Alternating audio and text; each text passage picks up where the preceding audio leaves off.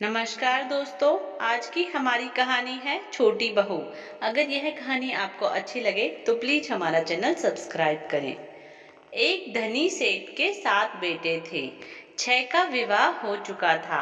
7वीं बहू आई। वह सत्संगी माँ बाप की बेटी थी। बचपन से ही सत्संग में जाने से सत्संग बस गया था जीवन में।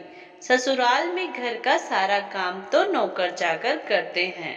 जेठानियाँ केवल खाना बनाती है, उसमें भी खटपट होती रहती है। बहू को सुसंस्कार मिले थे कि अपना काम स्वयं करना चाहिए और प्रेम से मिलजुल कर रहना चाहिए। अपना काम स्वयं करने से स्वास्थ्य बढ़िया रहता है।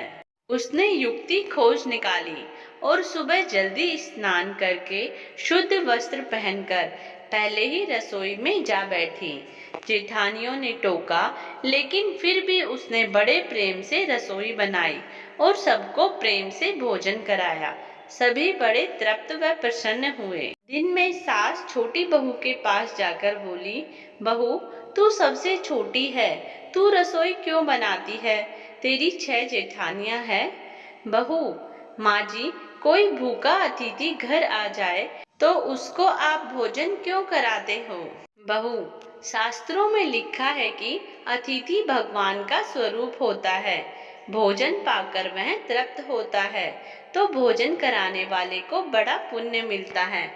माँ जी, अतिथि को भोजन कराने से पुण्य होता है तो क्या घर वालों को भोजन कराने से पाप होता है?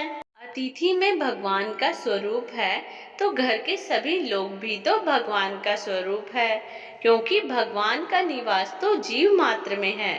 और माँ जी, अन्न आपका, बर्तन आपके, सब चीजें आपकी हैं। मैं जरा सी मेहनत करके सब में भगवत भाव रख के रसोई बनाकर खिलाने की थोड़ी सी सेवा कर लूं तो मुझे पुण्य होगा कि नहीं होगा? सब प्रेम से भोजन करके तृप्त होंगे, प्रसन्न होंगे तो कितना लाभ होगा। इसलिए माँ जी, आप रसोई मुझे बनाने दो। कुछ मेहनत करूंगी तो स्वास्थ्य भी बढ़िया रहेगा। सास ने सोचा कि बहू बात तो ठीक कहती है। हम इसको सबसे छोटी समझते हैं, पर इसकी बुद्धि सबसे अच्छी है। दूसरे दिन सास सुबह जल्दी स्नान करके रसोई बनाने बैठ गई। बहुओं ने देखा तो बोली, माँ जी, आप परिश्रम क्यों करती हो? सास बोली, तुम्हारी उम्र से मेरी उम्र ज्यादा है, मैं जल्दी मर जाऊंगी। मैं अभी पुण्य नहीं करूंगी तो फिर कब करूंगी? बहुएं बोली, माँ जी, इसमें पुण्य क्या है? यह तो घर का काम है।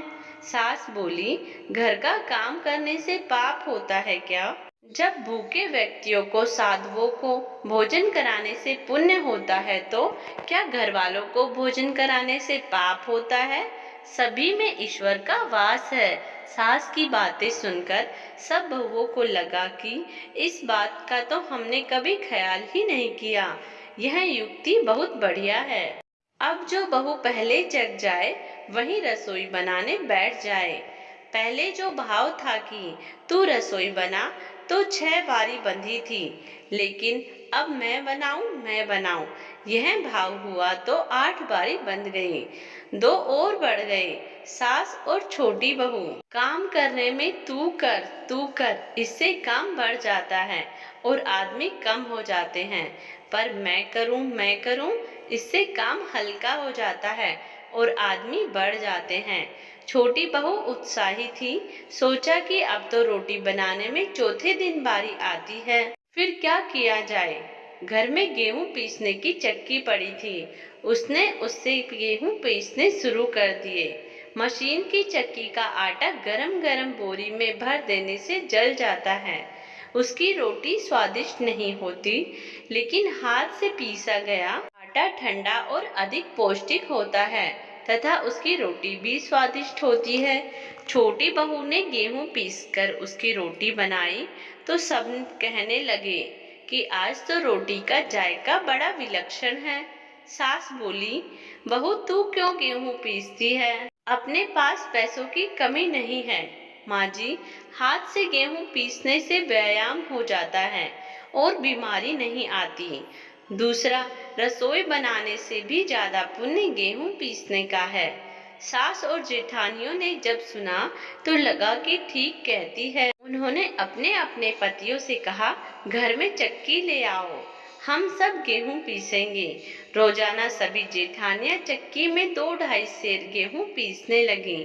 अब छोटी बहू ने देखा कि घर में जूठे बर्तन मांजने के लिए नौकरानी आती है। अपने जूठे बर्तन हमें स्वयं साफ करने चाहिए, क्योंकि सब में ईश्वर है, तो दूसरा कोई हमारा जूठा क्यों साफ करे। अगले दिन उसने सब बर्तन मांज दिए।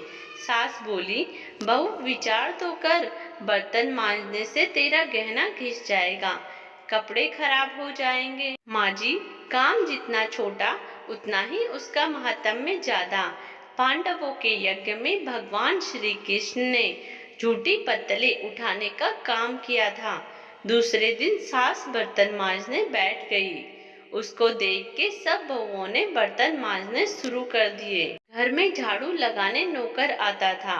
अब छोटी बहू ने सुबह जल्दी उठकर झाड़ू लगा दी। सास ने पूछा, बहू झाड़ू तूने लगाई है? माँ जी, आप मत पूछे, आपको बोलती हूँ तो मेरे हाथ से काम चला जाता है। झाड़ू लगाने का काम तो नौकर का है, तू क्यों लगाती है? माँ जी, रामायण में आता है कि वन में बड़े बड़े ऋषि मुनि रहते थे, लेकिन भगवान उनकी कुटिया में न जाकर पहले शबरी की कुटिया में गए, क्योंकि शबरी रोज चुपके से झाड़ू लगाती थी, पंपा सरोवर का रास्ता साफ करती थी कि कहीं आते जाते ऋषि मुनियों के पैरों में कंकड़ न चुभ जाए।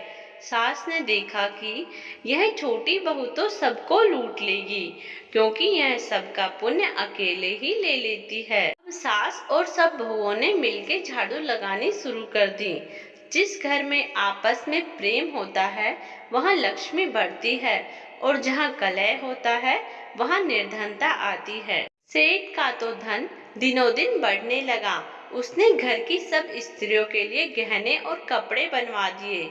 अब छोटी बहू ससुर से मिले गहने लेकर बड़ी जेठानी के पास गई और बोली, आपके बच्चे हैं, उनका विवाह करोगी तो गहने बनवाने पड़ेंगे। मेरे तो अभी कोई बच्चा है नहीं, इसलिए इन गहनों को आप रख लीजिए। गहने जेठानी को देकर बहू ने कुछ पैसे और कपड़े नौकरों में बांट दिए। सास ने देखा तो बोली, बहू, यह तुम क्या करती हो?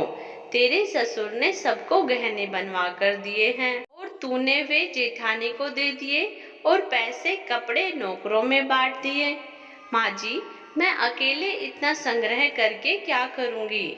अपनी वस्तु किसी जरूरतमंद के काम आए तो आत्मिक संतोष मिलता है, और दान करने का तो अमिट पुण्य होता ही है। सास को बहू की बात लग गई। वह सेठ के पास जाकर बोली, मैं नौकरों में धोती साड़ी बांटूंगी और आसपास में जो गरीब परिवार रहते हैं उनके बच्चों की फीस मैं स्वयं भरूंगी। अपने पास कितना धन है, किसी के काम आए तो अच्छा है, न जाने कब मौत आ जाए और सब यही पड़ा रह जाए। जितना अपने हाथ से पुण्य कर्म हो जाए अच्छा है। सेठ बहुत प्रसन्न हुआ कि पहले नौकरों को कुछ देते तो लड़ पड़ती थी, पर अब कहती है कि मैं खुद दूंगी। सास दूसरों को वस्तुएं देने लगी तो यह देख के दूसरी बहुएं भी देने लगी। नौकर भी खुश होके मन लगा के काम करने लगे और आस पड़ोस में भी खुशहाली छा गई।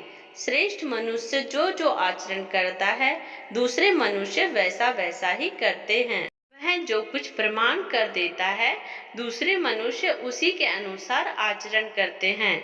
छोटी बहू ने जो आचरण किया उससे उसके घर का तो सुधार हुआ ही, साथ में पड़ोस पर भी अच्छा असर पड़ा।